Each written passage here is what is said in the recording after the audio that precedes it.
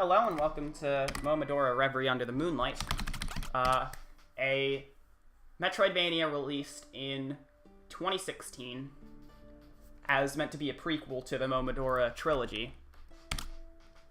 This category is going to be AVIB on normal difficulty. AVIB stands for all Vitality Fragments, Ivory Bugs, and Bosses. Kind of this game's 100% category.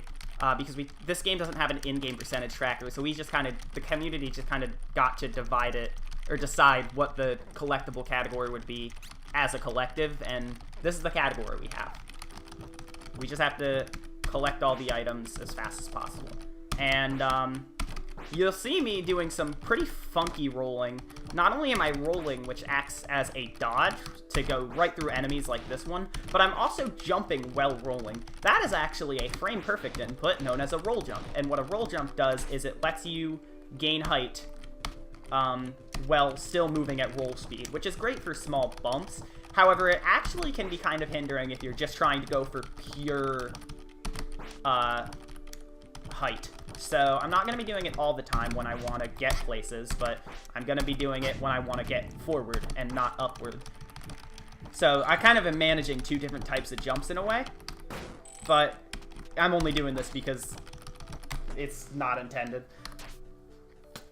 This grove area, though, at the beginning of the game is a fairly difficult area because all these enemies you're seeing me deal with are luck-based. The imps all move randomly, and even the ones that stay still have like a few different positions they can choose to throw their bomb in if they even choose to throw it, which they usually like to throw it because they hate you. I missed a jump here. I'm going to use a bow to hit a switch. I have a bow. On top of my leaf as my melee weapon, I also have a bow as a ranged weapon, which gives you a lot of different strategies for bosses, which there are a lot of in this game. In fact, the B in the category name literally stands for all bosses because we have an extra boss that isn't in any percent. Speaking of collectibles, though, this is a Vitality Fragment, which is the V in the category name. They increase your maximum health, and there are 17 of them in the game. There's no tracker for those, so I'd appreciate if you counted along. Why am I commentating like this is the actual marathon run? I think is the first question I need to ask here. Ivory Bugs do have a tracker, though, so I will know when I have all 20 in the game. But that's everything we're going to get in the grove for now, except for these chests. I need 80 money, which I have exactly. So I get 2 chests with 20 and 1 with 40. And that's going to be useful once I fight the first boss, which is coming up on the next screen. Going to show up in a second. This is going to be Adea. Now, I'm not exactly concerned about dying on Adea, which is why I took that save point, but I am worried about something else, and that is not taking damage at all. Now, you might be wondering why I restored my health if I just don't want to take damage at all, and I'll explain this fairy next fight. Don't worry about it. Okay, that is not the pattern I expected you to do. That was really scary. The important part of this is that I beat Adea taking no damage throughout the whole fight. So, I get Adea's Pearl for this. Adea's Pearl is an item that you get for beating Adea without taking out any damage. Every boss has an item like this, and I need almost all of them. I can also buy the Crystal Seed here, which temporarily increases my attack by 50% every time I consume it. Very useful. And that's a consumable item, but Adea's Pearl is a passive item, which means it'll always be active, and it will increase my, it won't increase anything, but it will add a poison element to my arrows. So now my arrows can poison people, including myself. So I do have to be very careful in boss fights now. And speaking of boss fights, we have another one coming up that's actually a really big roadblock if you're going for a risky strat here, which I'm going to jump down here with no save, just see how I do. This is Mocha. He is kind of like one of those imps in the beginning of the area. He loves to just jump around and be a nuisance.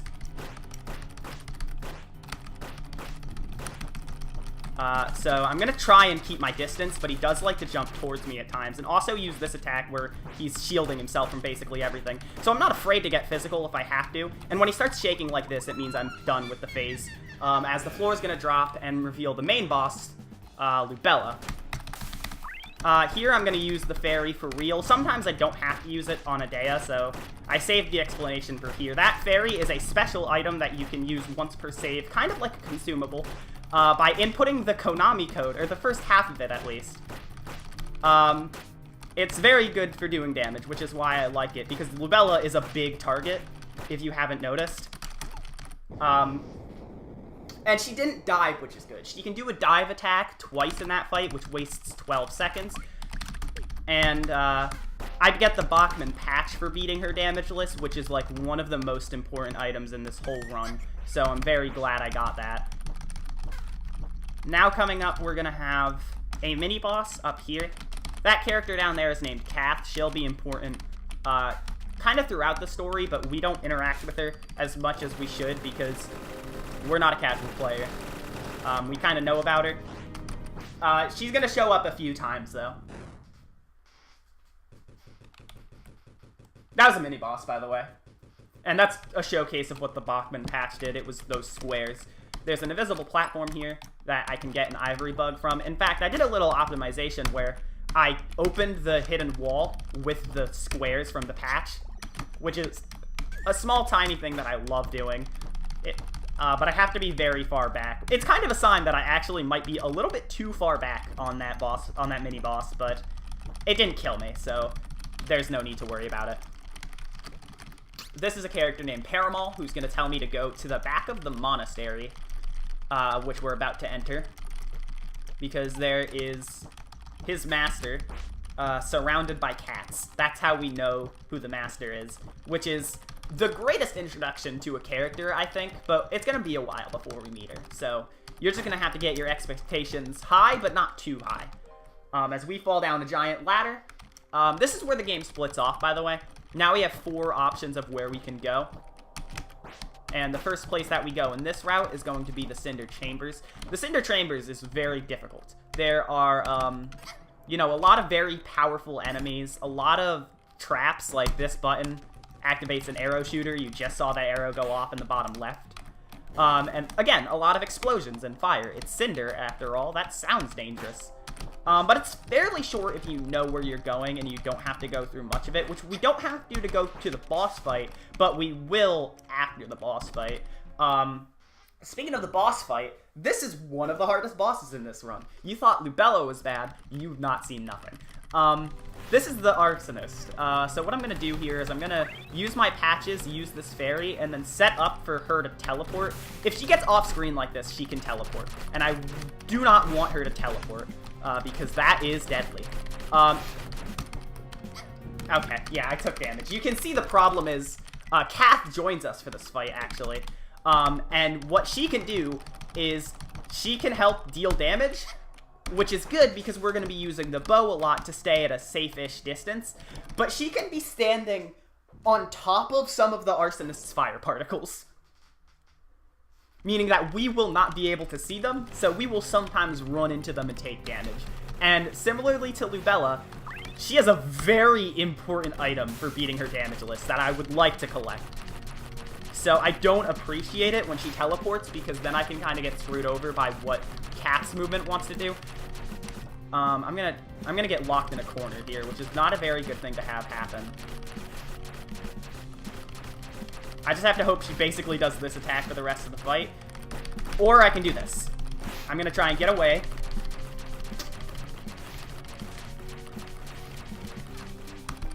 Okay, yeah. It's good that I'm staying on the right of the screen. I want to kill her not only with Kath near me, but also close to this side of the screen. So this is a really good kill position, which I didn't even expect that kill there, but thanks, Kath. Kath's putting in work.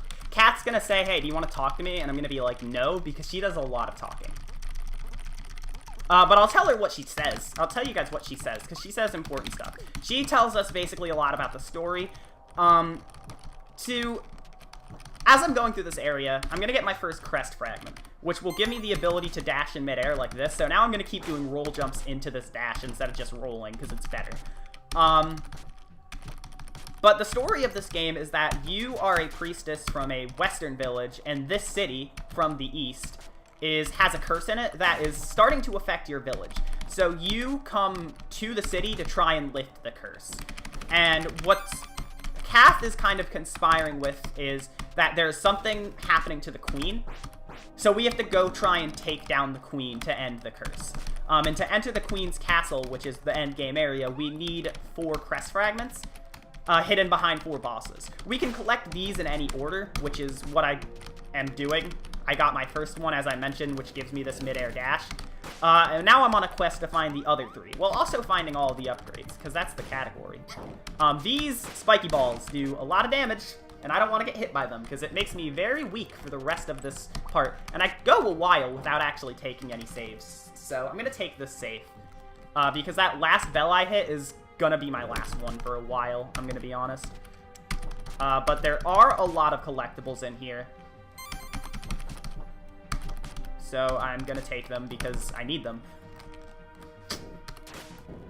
I also never explained what item the Arsonist gave me, so I can talk about that while I'm still moving. You might have seen a fire effect on top of my poison effect as I was shooting that statue there to try and keep it away from me. The pocket incensory, which I got from killing the Arsonist damageless, adds a fire effect to my attacks. Not just my arrows, all of my attacks. And it is a very powerful effect. It not only helps deal knockback to enemies, but it will help a lot of things, including bosses, die a bunch quicker. Which you'll see coming up on the next boss we have to fight, but we have to get there first. And to get there, we go through the Whiteleaf Memorial Park. I'm going to do a thingy here. I'm going to use a Bachman patch on this part of the screen. Usually what you're supposed to do is enter this area through a different area, which I'm going to be going to later in the game. And there's going to be a lever on this elevator that I'm supposed to hit, because I'm supposed to actually come here from the bottom and go up and hit that lever to connect Whiteleaf to the Cinder Chambers. However, by using the Bachman patch, I can skip all that, and then also that will let me skip a key later. That is actually used in the any % route, but we don't need it in this route. I messed this up. I want to do this to get a ivory bug. And then I'm going to... Alright, what I'm going to do here is I'm going to use this seed, and then I'm going to drop down and save so I can use the seed later in the fight if I need to. This is a rematch against Lubella. Fortunately, she didn't dive again. So I don't get to show that off, but that also means I don't lose 12 seconds per dive. So I'll take it. For sure. And the main thing about Lubella is that she curses you when she dies. She dies for real after this fight. Not like last fight where she just disintegrates. She actually dies. We're supposed to believe. But she curses us by turning us into a cat. This is a blessing in disguise. Not only because you're a freaking cat now and cats are awesome, but the cat is much more agile. It moves faster, it jumps slightly higher. It can't climb ladders, obviously, it's a cat. But it's just so much faster and better. So we're going to be using it a lot. The main thing I do here is what I was doing earlier. I'm going to be roll jumping into a dash attack, except I'm also going to be canceling my roll jumps with melee attacks a lot as cats. This form of movement where I am canceling the melee attacks,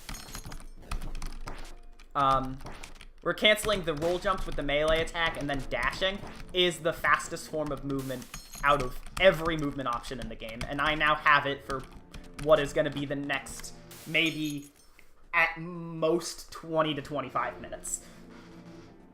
As opposed to any % where you don't get this full movement range until halfway through the run, at least. Which makes this an interesting category because you actually get all the tools to just breeze through the game sooner. But you do need the collectibles still. I like to use Kaho for herself for this part because you can actually just fall off that bridge. Cat physics are really funny. And if you collect the collectible, you can still, like, use your momentum to move somewhat, and it can kill you on that Vitality Fragment. And getting killed because of getting a health upgrade is probably the worst feeling in the world. Speaking of getting killed, though, I did just that, which is going to set me back far. So we have to do part of this run again. It's not going to be too bad. I just have to collect the 2 bugs that are in this little cat mini dungeon here. And then I'll be, you know, just going up that elevator again, which does suck. But it's unfortunate and you can't do much about it. which I'm actually going to use this time to bring up the splits. If you're listening to the commentary, I'd like to clarify this is not my first run of the category. I feel like I've said this. I feel like a broken record right now, and I'm sorry. But the main thing is I, for some reason, lost my splits of this category. I don't know where they went.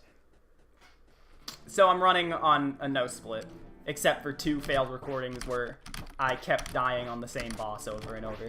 But, I mean, I don't have to admit that, so just pretend you didn't hear anything. Going through here again.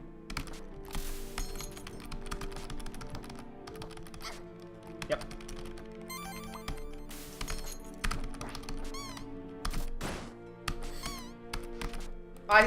Actually, that is something interesting. If you see me going with circles, this air dash doesn't just reload when I hit the ground. It actually reloads just after a certain amount of time after I do it.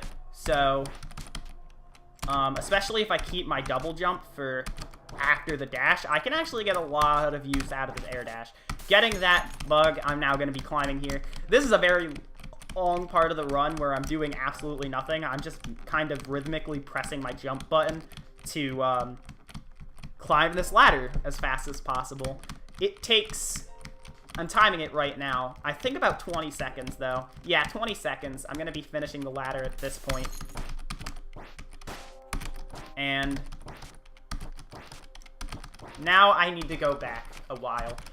If you remember, I got a crest fragment from the Arsonist, but I didn't from the second fight against Luke Bella. So there's still a crest fragment from a boss fight just chilling in the world somewhere. I'm gonna go get that crest fragment, is the main thing I'm doing right now.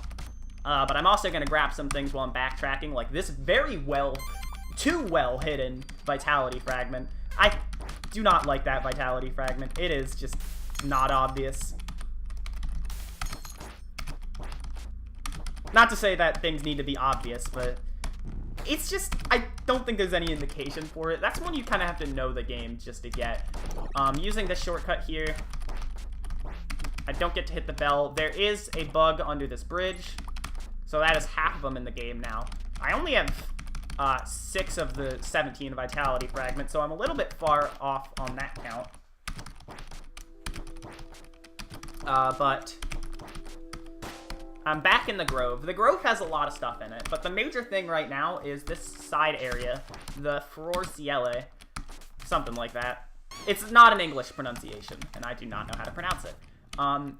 There are 2 things here, though. One of them is going to be a vitality fragment at the end of this very long, very annoying room. A lot of people cite this room as their least favorite in the whole game, and that is an understandable citation. This room destroys lives, but not mine. I'm going to do a small skip here, hopefully. Yes, there we go. Skip a whole platforming cycle room by just being a cat. And here's our second crest fragment. Every crest fragment gives you an ability, so if you remember from the last crest fragment, I got this sick mid-air dash that I'm still using a bunch right now. This one is really good. It allows us to warp between key save bells in each area. So, for example, if I warp to the Grove, it warps me back to the beginning of the Grove, which is good, because we have to actually backtrack a bit in the Grove. There is 1 vitality fragment and 1 ivory bug that is locked behind the fact that you have to be a cat in this area of the game. There's the one that is locked behind the cat, the vitality fragment that's locked behind the cat. And then we're going to grab another one, actually, on the way that isn't locked by cat technically, but since the cat moves faster, it's just faster to grab it on the revisit, since you have to go through here anyways to get to a kind of screen you might remember. It's one I definitely think about a lot when I'm, like, somebody tells me to think about the Grove, and that's this screen. I have to do a lot of stuff. I have to go here and then jump out here to get a bug up there. It's very convoluted, but I gotta do it. And then once I'm done with that, I can go to the city to just kind of finish up getting the crest fragments. First area, I'm going to do that. That was the Lubella 1 boss arena, by the way, just to kind of jog your memory of less than 15 minutes ago. And now we're going to head into the water. The water in this game makes you very slow, as you might notice, from my falling speed and my movement speed. So I don't want to be in it a lot. But since I'm just kind of suspended in midair, and the midair dash is based on a timer, I get a lot of use out of the dash, having the dash in this area, which is something that any percent doesn't get the treat of, which I like because it kind of paints any percent and AVIB as two very different categories, more than just, oh, you're getting stuff in this category but not in this one, haha. You do move through a lot of the game with different movement techniques until the two routes eventually meet up at, like, the last parts of the game, and you're basically doing the same thing except collecting stuff. But we do need to be a cat in this area. The Subterranean Grave is the first area the any percent route goes to after Lubella 1. But since we need cat to get a bug, that's kind of an obvious reason why we don't. Although the intended way to get to the Whiteleaf Memorial Park is down below where I am right now, you need to, what you need to do is get a key from that area and then use it on a door earlier in the Grove. We don't have to do that, so we don't, because it's just way better for routing. Because, as I mentioned, or as I've already showed, Cinder Chambers you don't need to be a cat for. But now I'm just going to finish moving through. I did forget something. It's down here.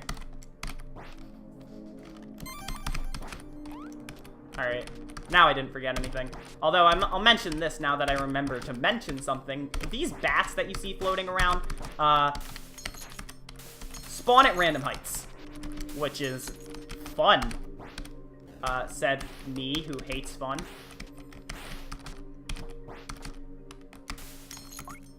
No, that's right. Heading into our next boss fight here, we have Derelict Frida.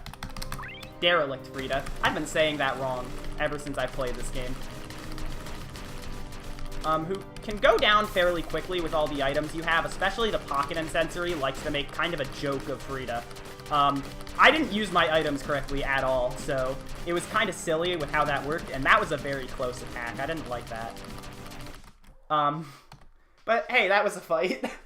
That wasn't done too well, but unfortunately it happens every now and then. And for beating her damage list, we get the Sparse Thread, which is a very good damaging item. And then we can go to the Forlorn Monastery, which works us back here. If you're confused where this is, down below me is the Cinder Chambers right now. We're gonna do something that... Hey, you like cats? I've been a cat for a while, and I mentioned somebody earlier surrounded by cats. We're about to meet Kodalard, who is the aforementioned cat lady. But before that, we have to get a Vitality Fragment that's hidden up here. It's a very...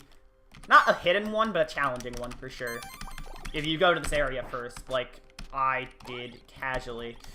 I don't know how to play this game. Okay, thank you. I got out of there alive. That's what's important. There's one enemy in this screen, and it usually spawns below you. This room has luck in it. These cats, whether their color they are, whether they're sleeping or not, whether they're sleeping, sitting, or walking around, and whether they meow or not, is all luck-based. I don't think we got any meows, which sucks, because I usually like that. But cat RNG is usually... it's usually classified that no cat RNG is bad RNG, even though I didn't get any meows. But that's the policy. We're going to be coming up to the fourth and final boss. Not of the whole game, but of before the end game section, because we almost have all the crest fragments. We do have a little bit of stuff to do that before that, though. I don't know why I changed out of cat so soon, because we do need to go here, not only to get an ivory bug hidden back here, but to get this item, the soft tissue, which is going to be very important to the side quest needed to fight the optional boss, which is required in this category. I'm going to go hit the save bell, because I got cursed, which is a status element, which means I can't use any items. I need items for this fight. At this point in the run, we kind of have every item we're ever going to get, which is great for starting to tear through the bosses of this game. Just like that. For beating Fennel, we also get the Tainted Missive, which is a good reason why we went here last, because the Tainted Missive doubles your attack power temporarily, but in doing so, it saps a quarter of your max health So it's not very useful, because any change in health at all, even if it's healing, means no boss item for you. So we don't have a use for it until the very end of the game, where we don't have to worry about boss items anymore. Meanwhile, every other item is extremely useful. Which is why she's going to be our 4th crest fragment to get into the ending of the game. There's 2 more areas to go through now. We have the Royal Pinacotheca to start. This area is actually very heavy in collectibles. It has 3 of both of the collectibles, as well as a very important item to the story of the game that is technically not required to beat it, but for the sake of runs, we require it. Being a cat here is just a safer option. And you also need to grab the fragment, but it's usually not faster. I just kind of did it out of safety instinct. Being a cat here, though, is what you want to do. Yeah, so we're going to get a lot of health upgrades, which is good. It's good that we, in general, have a lot of health upgrades, because in any percent, you die in, like, 2 hits here. But here, we actually stand a fighting chance against a lot of these enemies. So we've already picked up all 3 vitality fragments in this area, but now we have to pick up all the bugs. You saw me pick up a bug hidden in a wall. And I kind of do this room with weird cycles to try and get this platform to move sooner than it would if I was to get that bug next to that switch first.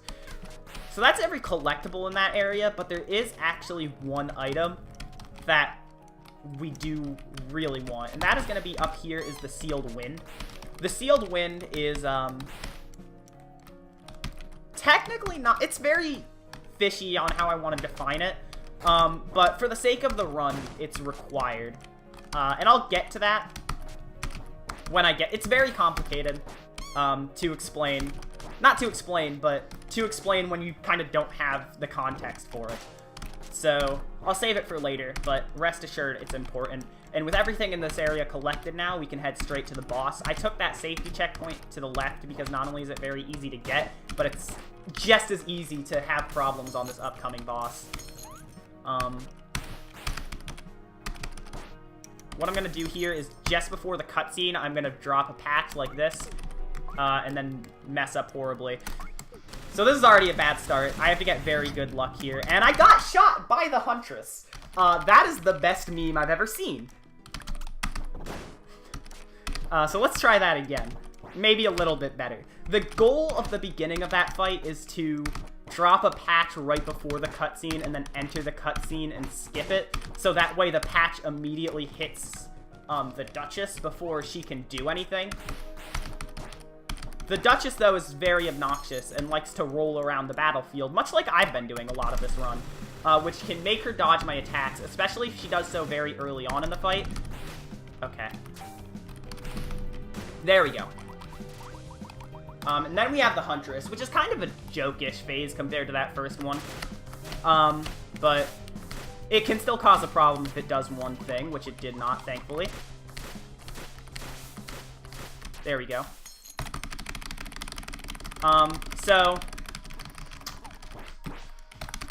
heavy arrows here, I'm going to replace Adea's Pearl. They massively increase the damage of my arrows, which is very good. But that fight was a little bit weird, because they were protecting the queen, even though we know she's not in the best condition from Kath. So I'm going to use this Karst Castle segment that I have before things get crazy to talk about the story a little bit more. Basically, the city is kind of divided right now. There are some people that do not like the queen, and there are some people that are trying to just die by the queen's side, basically. Which kind of presents this conflict where you, as an outsider, have a lot of things going on. Which is going to be all the more important in this upcoming section. Not this section where I'm going to do a skip and get that bug, but in the part after. But it involves the skip. Because what I'm going to do here is I'm going to use the Bachman patch to hit a lever from an unintended position again. And that sets up a skip for later where we get to skip half of the castle. Well, not half of the castle quite, but a lot of the castle. So it's very useful.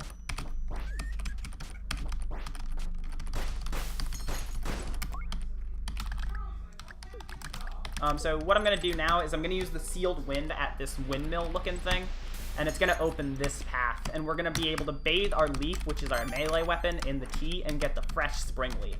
What the fresh spring leaf acts as is a melee weapon upgrade, but also a true repellent of the curse. So if we were to finish the...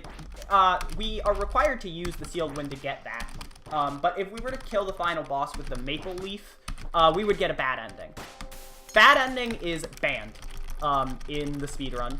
Every category requires that you get the good ending, which is why the soft tissue is technically required. Or not the soft tissue, but the Sealed Wind. The soft tissue was required because I gave it to that character Quiet right there. It belonged to her sister Fennel, who you might remember we, to put it bluntly, obliterated.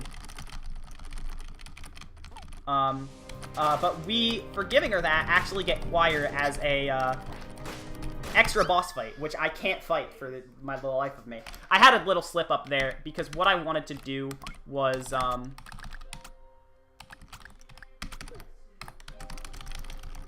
use a bunch of abilities. I'd never mentioned 2 abilities I got, and that was the crest abilities from Frida or Fennel. Fennel's gave me an extra arrow charge level, which is what I'm stalling for here, because Frida's ability gave me faster arrow charging, which is also why usually from now on, when you're going to see me spam arrows, I'm going to do it with the level 1 charge instead of the default charge. Once Choir gets to this phase of the fight, though, after that first phase you just saw me do, I can start using Bachman patches, also possibly the fairy if I want to do that, which I do, but I messed up using the fairy, so I guess I'm not using the fairy. That was fine. Yeah, that fight can be kind of messy if you don't do your strategy correctly, and unfortunately I did have a little bit of problem with it, so... That's why you always take the safety save. And we don't need... She technically does have a deathless item, or a damageless item, just like every other boss. But we don't need it. It's not going to be very helpful to us with the setup we already have being as powerful as it is. So, it doesn't matter if we take damage on that fight, which is good, because I usually do. Okay. But heading into the final part of the castle here, you saw me climb up that ladder. That was like the thing I skipped earlier with the patches on the screen. And that is Vitality Fragment. We still have 3 more, including that one, 3 more Vitality Fragments and 1 more Ivory Bug. So...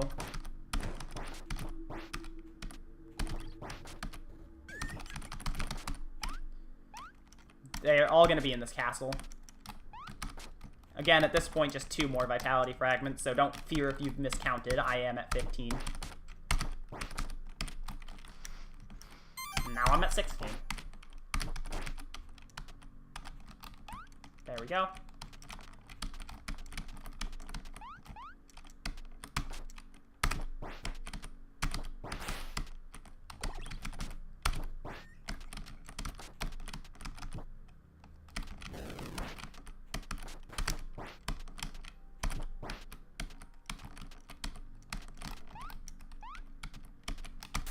So Kat's here one more time. We can kind of save her or let her die like she is. I'm not going to interact with her because it's slower to do so, which is actually very rude, though. Everyone's going to get mad at me for that, but I don't care. Because I have every Vitality Fragment now. That was number 17, meaning my health is now the highest it's ever going to be in the game. And to celebrate, let's fight a mini-boss. Near the end of this bridge, we're going to meet the Clone Angel, who is going to appear in multiple forms. We want to catch the one that flies the lowest to the ground, which is going to be this one. Do both of our sparse threads, and then try and get at least 1 hit, like that, with the leaf to do a 1 cycle. I'm going to take damage from those spikes, but hidden right near those spikes are the 20th Ivory Bug. So now, the name of the category is essentially complete. I just need to actually go fight the final boss, which is just a few screens away. So, after this elevator, we're gonna have one more screen before the ending, which is a very interesting final boss. Like, if you liked the Fennel kill, or more specifically the Choir, I'd equate this more to, like, a kind of easier version of Choir than any other boss in the run. But yeah, if you like that fight, or Fennel, I guess, you might like the fight, this final boss here against the Cursed Queen. I'm gonna start off with a Tainted Missive, into a charge, into melee, into just level 1 arrows.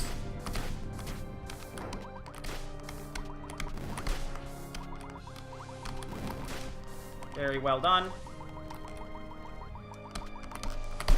At the beginning of that phase, I'm counting to 4 to try and get as much damage here as possible using my 2 threads. And then I'm going to try and whittle on damage here for a little bit using the cat. This can be used to kill if you've done good job at the beginning of the phase. However, my very first arrow blast didn't do so hot, so I do have to deal with a little bit of extra stuff in this phase. It is eventually over, though. What I'm going to do is I'm going to get the Bachman patch out.